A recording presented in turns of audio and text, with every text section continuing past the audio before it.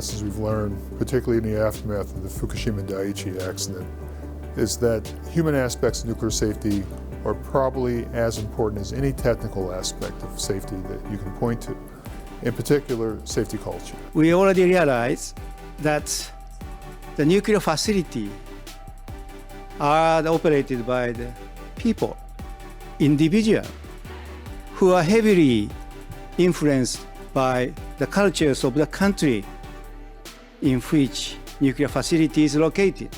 Any member of a nuclear-related organization is also a citizen of a certain country. Their attitude and behavior are affected by the cultural traits of that country. For example, we Japanese are said to be diligent and pay attention to the details. And it is a good trait for safety operation of nuclear plants. But at the same time, we Japanese tend to feel a strong pressure from peers.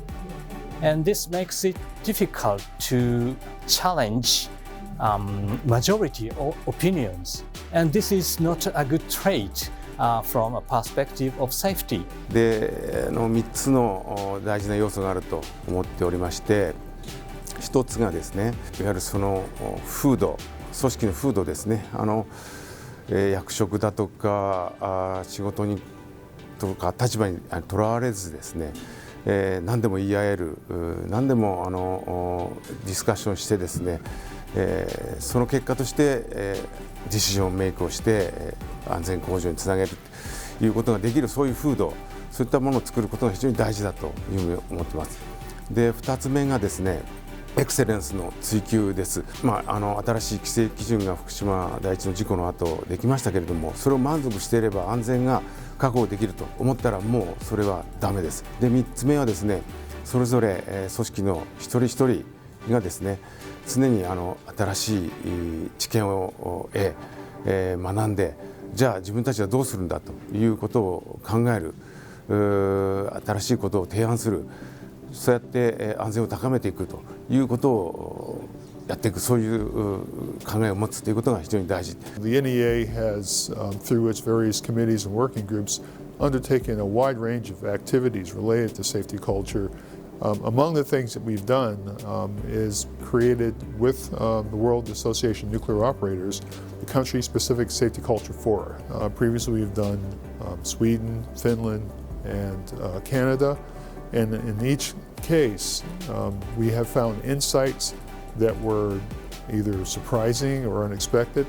That shows how every culture has very positive aspects that reinforce safety, but also there might be some challenges that have to be dealt with. And we're here in Japan to apply what we've learned about the Japanese culture and how it affects safety culture. This is all put together to enable people in a host country to talk among themselves. And we simply facilitate a process using role-playing. So we have a scenario which has been developed, which is based on an actual nuclear plant incident, where role players will take on the role of management, of technical staff, of regulatory staff, and play through this scenario. And then as we go through different scenes, the participants will critique what they've heard. This is a very good initiative to share our idea and to discuss the safety culture between regulatory body and industry.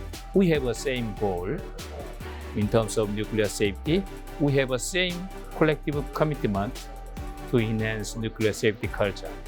The stories discussed during the role play, usually it happens every day in different countries in the nuclear power plant, and discussing during the forum help us to better understand the safety culture, the core value, the characteristics, for example, the decision making, the question attitude, the expectations.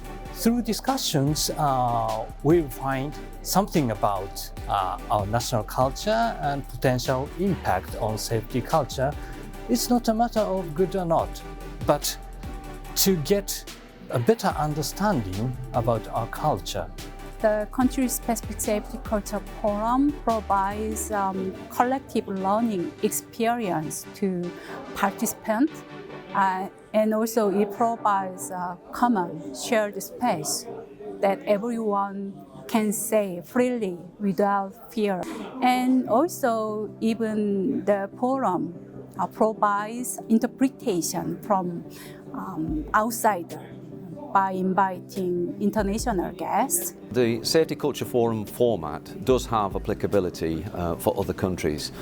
It's not just particular to Japan, it's something that would benefit all countries across the globe because each country has its own national identity and its own cultural traits. The approach to the Safety Culture Forum involves a number of pre-interviews with various organisations and individuals within Japan.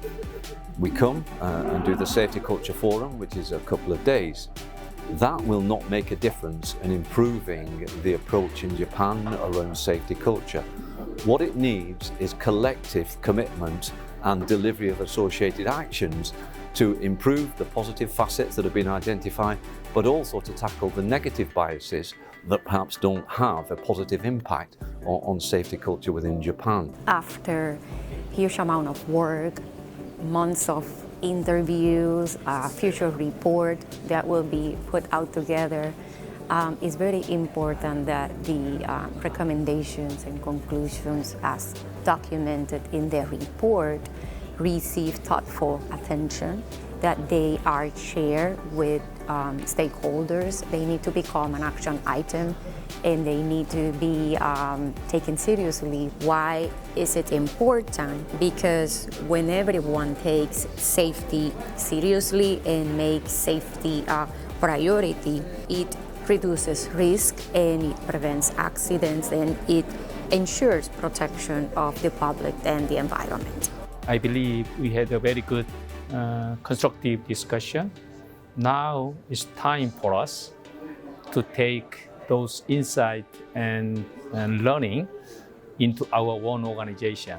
繰り返しになりますけども、やはり真摯にですね、学ぶということが大事だと思います。で、そのためにはですね、OECD ネアからのその報告書がまた出るでしょう。で、それに基づいてまたディスカッションも我々するでしょう。で、その上で我々自身の今活動、我々の今までやってきたことをもう一回見つめ直してですね、で、それを我々の活動につなげていくということが大事で。These 2 days at the forum is not just a meeting. We have to think about the next step. We already collected many experience and also the aspect focusing on country-specific the culture. So next step is as all 3 countries already introduced, started sharing these informations with all the players in the nuclear industry. This is a very important one. So they take a proper practical applications into their own approach to improve the nuclear safety. After this is over, I think all these people will go back to the home organizations and hopefully take away some new ideas and some new thinking, how they can work together to improve safety culture. Japan's been through a terrible experience with the Fukushima Daiichi accident, and it's an accident that still affects many people today. So that's a lesson we have to take full learnings from, and particularly here in Japan, to make sure that nothing like this ever happens again. It's very important that organizations become stronger, the safety culture becomes stronger.